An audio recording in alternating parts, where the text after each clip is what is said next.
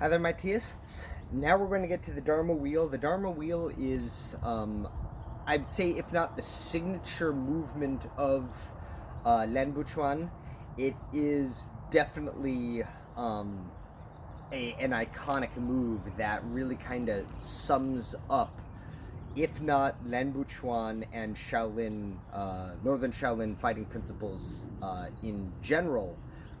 It's definitely got a notable status because it has the name of, you know, the one of the biggest symbols in Shaolin Buddhism, the Dharma wheel, representing the wheel of both the Eightfold Path and the cycle of karma. And what the movement is a combination technique of both the left hand and the right hand in either a horizontal or vertical plane, but it's all coming from the hips. And I just tried to make 3 videos on the power generation hip movement.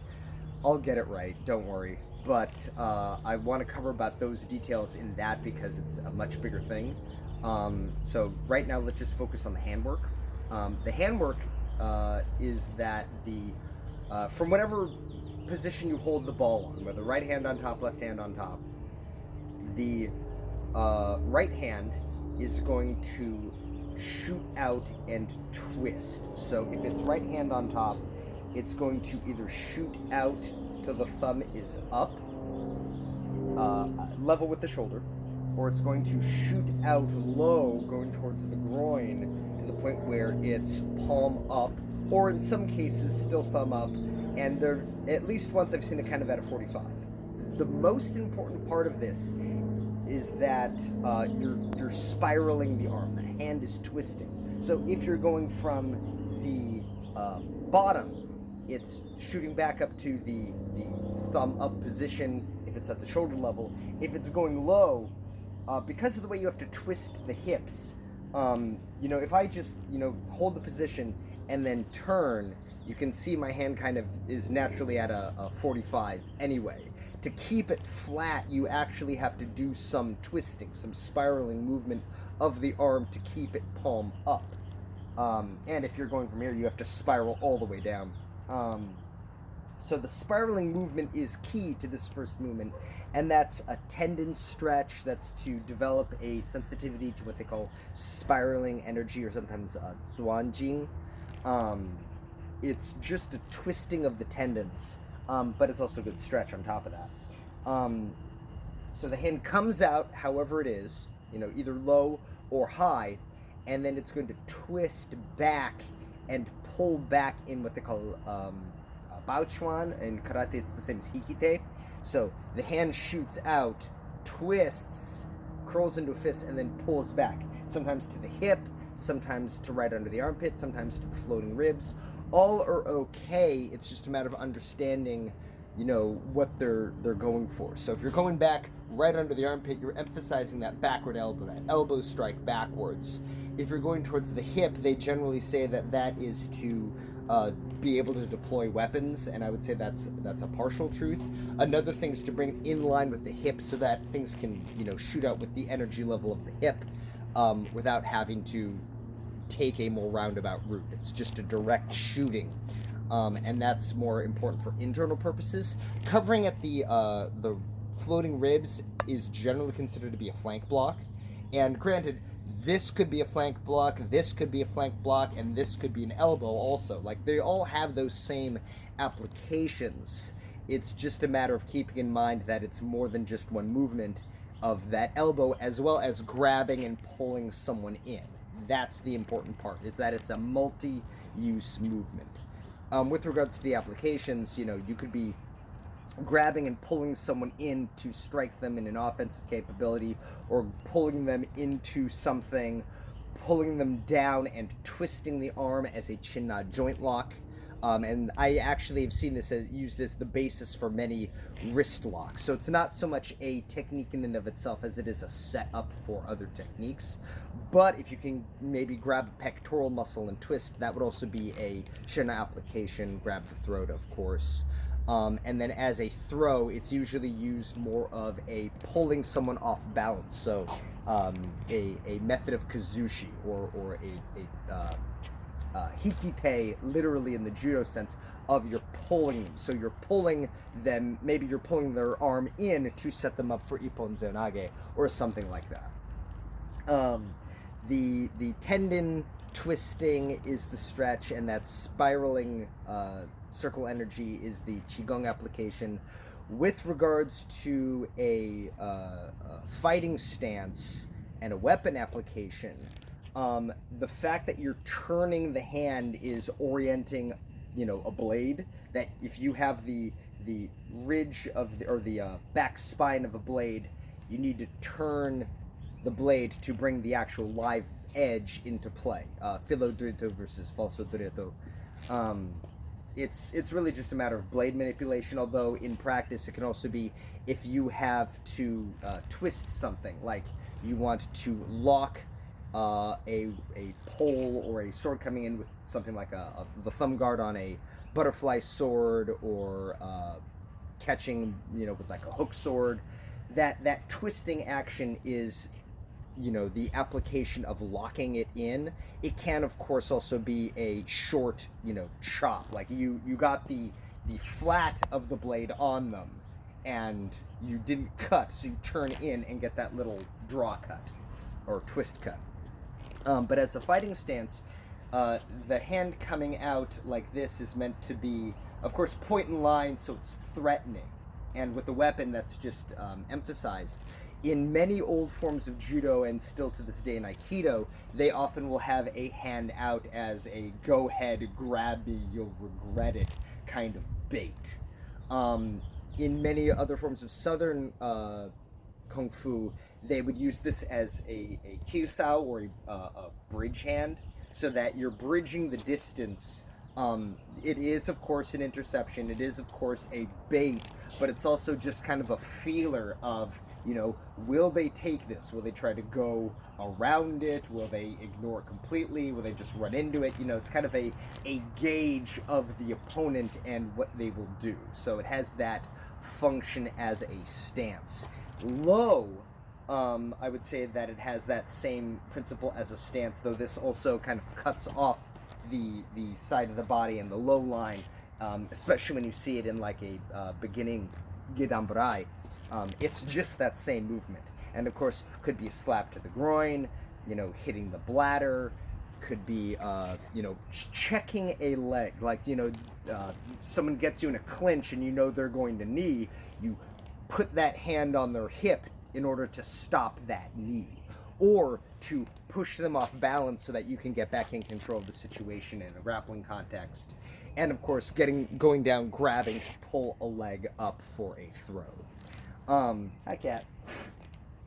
When you pull it back, it has those same applications regardless of where you start, whether you're coming up or coming out.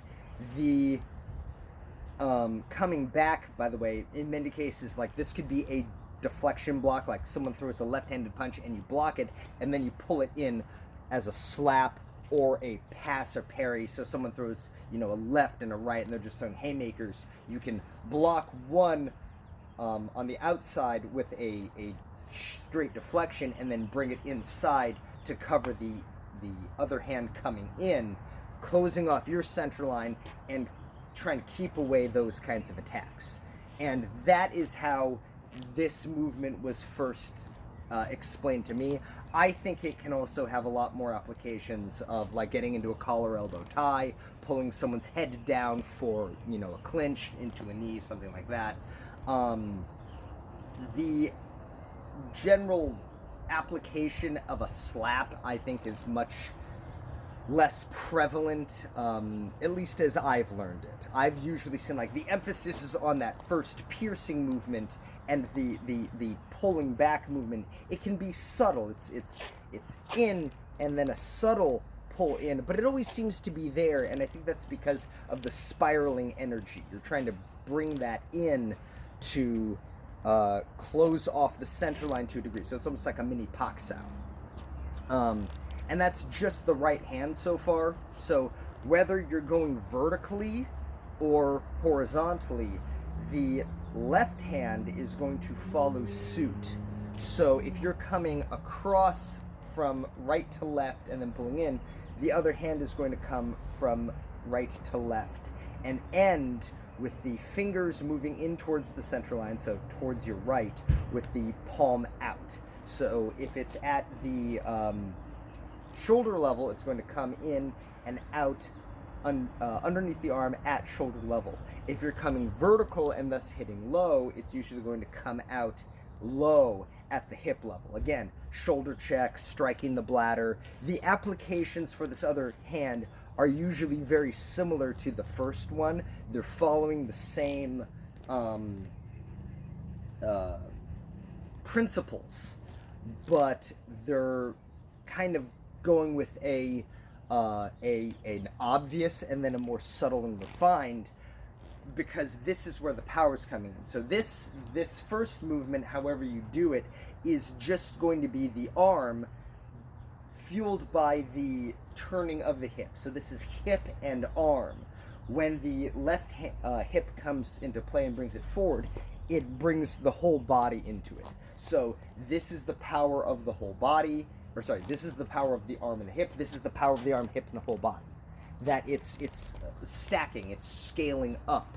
And my first teacher said, well, most people aren't left-handed, so you need that extra power with your left hand if you really want to do damage. And I think that's fair. I think that the fact you're also supposed to, in many cases, work on both techniques on both sides of the body somewhat, I don't want to say disproves that, but it's something that makes that a little less true. That said, I have had lineages where they will do one of the earlier sets, and that is the only time you really see the left hand emphasized until you get to the double weapons. And I think that's more a matter of lineage, because I have seen in Shaolin arts where they do practice both hands, kind of just out of a sense of, balance, kind of a Buddhist sense of, keep everything balanced. And then sometimes they don't, and I think that depends on, is this something you're doing because you need to be able to fight effectively, or is this something you're doing for, more grandiose spiritual reasons? And I don't think that they're mutually exclusive. I think that you can practice an art for fighting and for spirituality. It's just, how do you emphasize your training? So in the case of this, I would say practice, on both sides. Do it one and then do it the other, and practice and emphasize, how it all comes from the hips, but also try both methods and see which one you like. I personally like both for very different reasons. This, I think, is much more practical in a sort of a fist fight sense.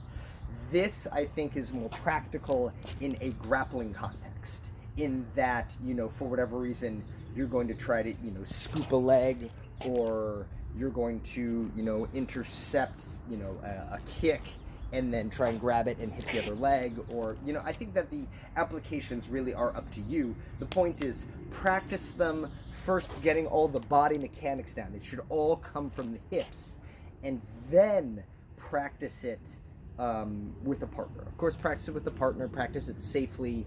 Don't do full power right off the bat, or someone's going to get hurt, of course. What I would suggest is practice it slow, going, back and forth, and then, slowly speed up. Get faster as you get more comfortable. Of course, don't push it. Don't, try and, push yourself too fast or too hard. Take care of your bodies. There's been a lot of injuries as of late. Not in my school, but just amongst, my friends, my training partners. There's been knee injuries, back injuries, hamstring injuries. So I think it might just be, the season. I don't know. So please be careful. Train smart. Training hard doesn't matter if you get hurt. I've had multiple knee injuries before. They suck. So take care of yourself. Practice the Dharma wheel. I'm going to get that video up on the power generation and the hip and the stances as soon as I can get what's in my head out of my mouth. So I'll get that up soon. Till then, keep your teacups empty.